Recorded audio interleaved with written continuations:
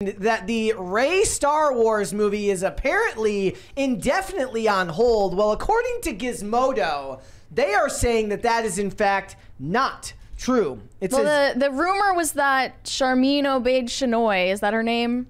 Sharmeen Obaid-Chinoy, I think. She had to put this on a hold because she had creative differences with Stephen Knight, who's writing the Rey Solo film. And that is apparently not true, according to a spokesperson for Lucasfilm. But they're basically blaming the rumor on culture warriors who are so mad that there's going to be a Star Wars movie about a woman that is directed by a woman. Nobody on YouTube is upset. Everyone on YouTube is like, cha-ching. Yeah. They said, for reasons we can only guess at, this movie has drawn the dark side out of certain pockets of the Star Wars fandom, from inaccurate plot summaries to quotes from the film's director being taken out of context. Yes, her saying she likes to make men uncomfortable. If you put it in context, it makes perfect sense, I'm sure. Some Star Wars fans are simply up in arms about a Star Wars film about a woman being directed by a woman. But no matter what people want to believe about the movie, it's still doing just fine. How would they know? How would they know? Because this one insider said so?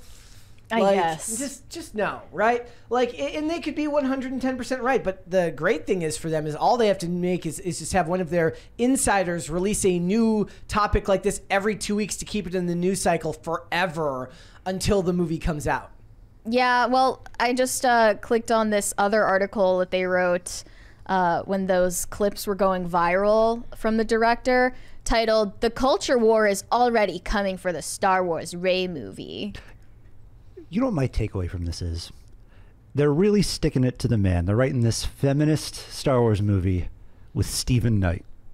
Like, I don't know anything about Stephen Knight. He's a man.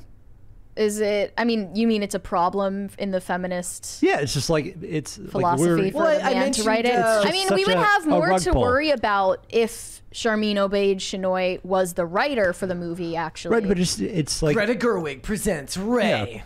Yeah. No, I'm saying from their perspective, like, there's this massive glaring problem with what you're trying to do. Like yeah, we'll get to that more with the Ken stuff. Yeah. But also, we talked recently about how the most recent report from the USC Annenberg Inclusion Initiative says that, like, for all they talk about these things, you know, the people that are helming these films are still ultimately mostly white and male. When you're at that big budget studio level, you know, and that's why I kind of digress, or I diverge from, like, a lot of the people who say they only care about the message. I said if they really only cared about the message, they would also hire people behind the camera. Like, there would be no movies made by J.J. Abrams or by any of these male directors anymore. They would just hire people that fit the demographics that they want to represent. But they still feel like they need to hire those people with more, you know, of a resume to get their message out there. So the message actually ends up failing on that principle already. I just, like, and for the record, I'm not saying this is a problem. I'm saying, like, it's just ironic that, like, like we're talking about is going to be this.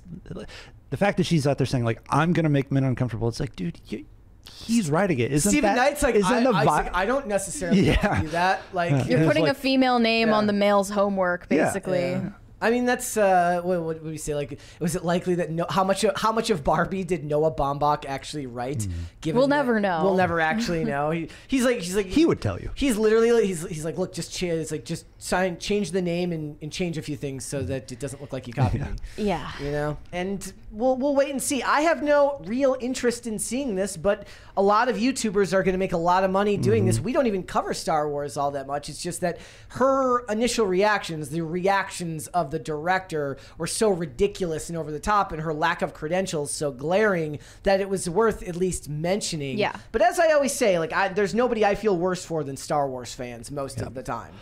There's another clip of Sharmeen Obaid-Chinoy that was circulating that we didn't show initially when we reacted to the news, where she said, "I am a storyteller and an activist. And whether it's covert activism or overt activism, my activism is in all of the projects I do." So I don't think there's any context you could add to a statement like that to make it excusable. This woman is worse than Kathleen Kennedy by a long shot. I remember Daisy Ridley being like, I read the script and it is so different. Nothing about this is different. It's the same thing. It's different in comparison to what? Like the other Star Wars movies, like the last ones she did. Like it's such a different Meaning the approach. last ones she did were also bad, so this is gonna be worse. She just said it was a different approach, and like it's new.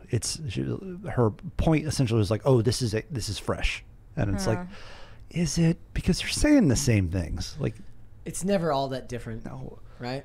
And that's like if you're approaching it, if you're like the way you're describing it is the same as the last ones, like why should I believe that? Like I don't. Like there's no reason I should. But what is like this is the problem. It's the SpongeBob. How many times do we have to teach you this lesson, old man? Like this movie's gonna. Not do well. Brother, this guy stinks. You think this literally one, that. Think this one ends up making enough money to make its money back? No. No. Well, we don't even know the budget $500 yet. million on it. Also, just remember how long it's been since it's going to be a long time. Yeah. From when they actually, what was Rise of Skywalker was 2019. 2019. Right? A lot of people. So it's been television only. A lot of people really dislike the Rey character, but do people have any type of feelings about Daisy Ridley as a person? Because she's not attracted nearly the same ire as a Brie Larson or a Rachel Zegler. Probably because it was at the same time. Yeah, or even she's Kathleen also Kennedy. Like not that big of a social media or interview person. She seems somewhat private, which is refreshing, I suppose. In the chat, Mark Daga says, subverting expectations no longer subverts our expectations. Yes, that's why Top Gun Maverick was so fantastic. They subverted your expectations by not subverting your expectations. Actually, subvert my low expectations for once. Like surprise me pleasantly. It would be fantastic, and I just don't see this movie making its money back in any way. I could be wrong. Look, the tide could turn by that time, or maybe it breaks even. Yeah. Like I don't know how. I don't have the box office numbers in front of me. I don't know what the geographical breakdown was of where, because the Rise of Skywalker made $1 billion. The problem is it cost as much as it did to make. Yep. I don't know where the majority of that money came from. I would assume overseas. Right? Do you understand what I'm saying? Like, so I don't know how damaged the Star Wars brand is outside of America. I know it's damaged here. I don't know if it's necessarily the same issue in other countries. I don't know. I actually think most of it did come from here. For some reason, Star Wars is a hard sell outside of the U.S., especially China, and especially that trilogy. I don't know about the others, but I just don't know who this is for. Like the Rey girls, women. The Rey girls are grown up. They didn't like Star Wars then. It's for the millions of women who love Star Wars. Even split. So it made 515,000 of its domestic and 558,000 of it international. So yeah, you're right. Like the fact that like usually your international box office outweighs your domestic box office just because it's way more people. Yeah. So the fact that it barely made any more money internationally than it did here in the U.S. is very, very telling. So I have no desire to see this, but it'll be fun to watch a lot of people create content around it, even though I'm going to have to sit here and I guess we'll have to review it when it comes out. Yeah. It'll be stupid. I'll be there. Thanks for watching. Listen to full episodes of Pop Culture Crisis on Spotify. Keep up with us on social media and make sure you subscribe and ring that bell so you never miss the show. Bye, guys.